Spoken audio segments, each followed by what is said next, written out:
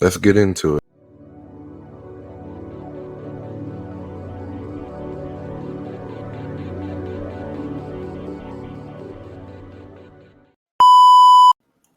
Wonderful vegan landlord, and that's a quote, in New York City, is getting roasted after banning prospective tenants from cooking meat or fish in their apartment.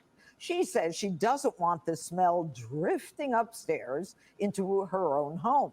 Some experts say the practice is not illegal and is similar to banning smokers.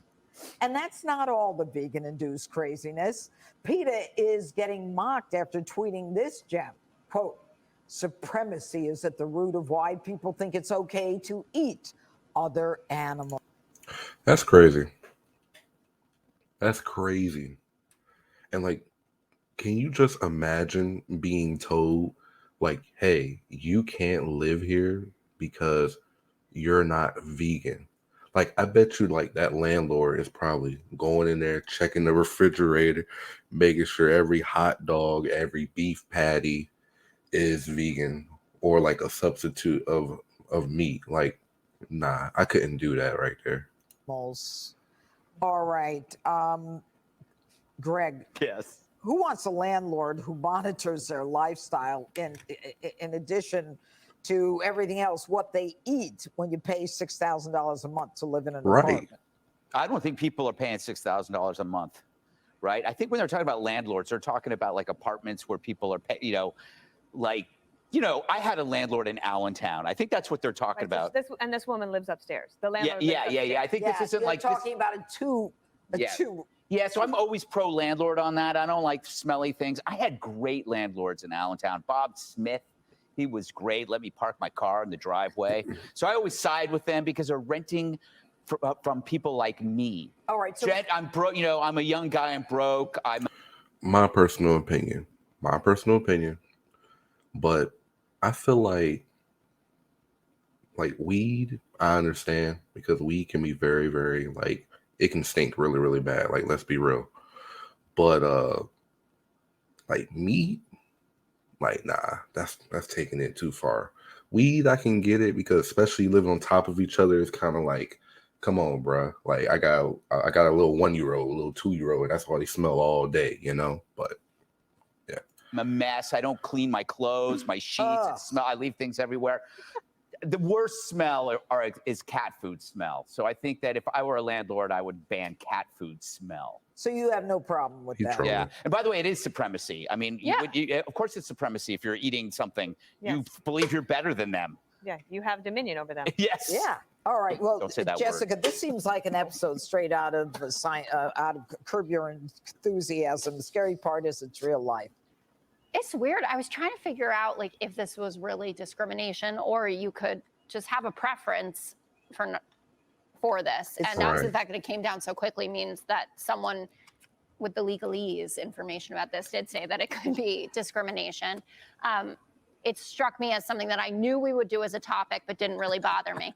And the PETA statement is completely right. Like, this makes us sound not fun, but Brian and I were talking about, like, what's a thing that in 100 years people are going to look back and say was so wrong about society? And he's like, 100% it's eating animals. Yep, I agree. And liberalism.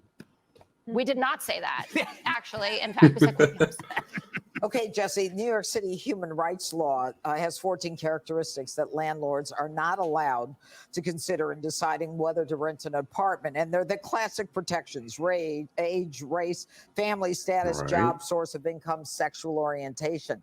It appears that they can deny this. The word discrimination gets a bad rap. Obviously, racial discrimination is not good. Being discriminating. But you want to have discriminating taste. Yeah. That just means you're able to discriminate whether something is better or worse than something else. For instance, if I'm renting to somebody and they are in the Philharmonic, I don't want to have someone playing the oboe at all hours of the night, or an opera singer.